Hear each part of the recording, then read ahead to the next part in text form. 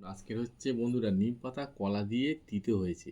মাছের তেল। হ্যাঁ, মাছের তেল দেওয়া আছে, মাছের মাথা দেওয়া আছে বন্ধুরা। আর আছে বন্ধুরা সঙ্গে নতুন শিম উঠেছে, দেখে কিনে নিয়ে এসেছি। আর বড় মাছ পেয়েছি আজকের, সেটাও কিনেছি। আলু দিয়ে টমেটো দিয়ে ঝোল করেছে, খুব সুন্দর হয়েছে।